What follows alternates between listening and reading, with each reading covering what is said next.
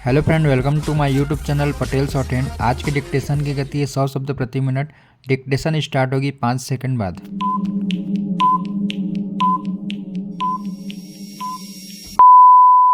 सभापति महोदय, यह सीधा सा विधेयक है जिसका उद्देश्य उन मिलों के कर्मचारियों के हितों की रक्षा करना है। उनका कार्यभार राष्ट्रीय कपड़ा निगम ने अपने हाथ में लिया है।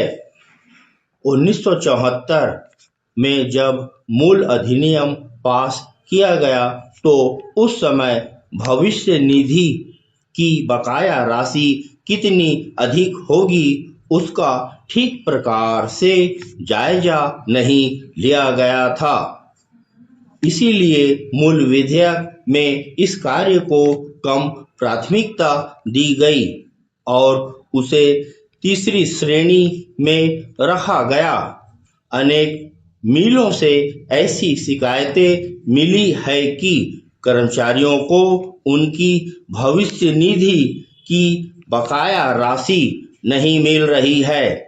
इसीलिए यह बहुत जरूरी हो गया है कि मूल अधिनियम में संशोधन किया जाए जिससे कि कर्मचारियों की भविष्य निधि की राशि तथा उन्हें देय दूसरी राशियों को प्रथम श्रेणी में रखा जाए।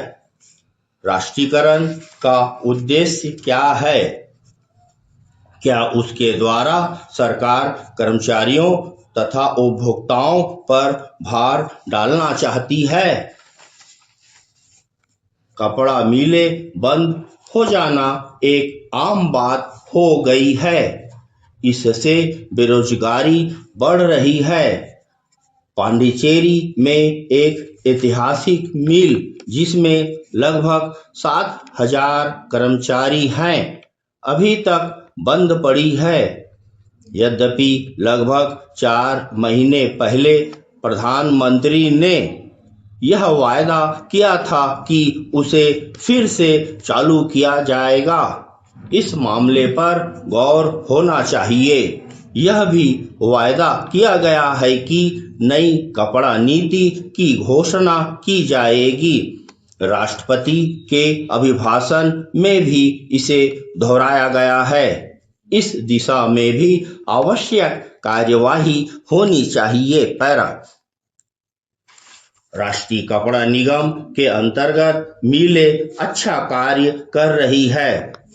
इसलिए मेरा यह सुझाव है कि सारे कपड़ा उद्योगों का राष्ट्रीयकरण कर दिया जाए ताकि उससे किसानों, मजदूरों और उपभोक्ताओं का लाभ हो।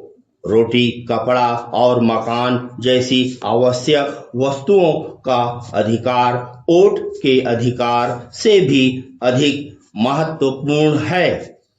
वर्तमान सरकार को जनता का भारी बहुमत मिला है, अतः जनता उससे यह मांग कर सकती है कि वह कपड़ा उद्योग और दूसरे आवश्यक उपभोक्ता उद्योगों का राष्ट्रीयकरण करे ताकि गरीब लोगों को लाभ पहुंच सके। कपड़ा उद्योग का राष्ट्रीयकरण करना देश के व्यापक हित में है। आज मिलों की क्या स्थिति है? मिल मालिक सरकार को धोखा दे रहे हैं, किसानों और उपभोक्ताओं को लूट रहे हैं।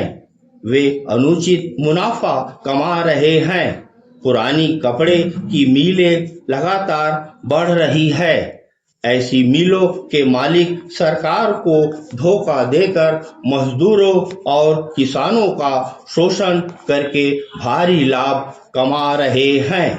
यह देखना सरकार का कर्तव्य है कि कर्मचारियों की भविष्य निधि की राशि सुरक्षित रहे, चाहे वे कर्मचारी सरकारी क्षेत्र में हो अथवा गैर सरकारी क्षेत्र में। राष्ट्रीय कपड़ा निगम के अंतर्गत आने वाली मिलों के मामले में सरकार की जिम्मेदारी और भी बढ़ जाती है। गैर सरकारी क्षेत्र के जो मालिक कर्मचारियों से भविष्य निधि की राशि इकट्ठी करके उसे सरकार के पास जमा नहीं कराते तो उन्हें अपराधी माना जाना चाहिए। यदि भविष्य निधि कानून में कोई त्रुटि हो तो उसे भी दूर किया जाए, उसे मजदूरों के खाते में जमा किया जाना चाहिए। स्टॉप।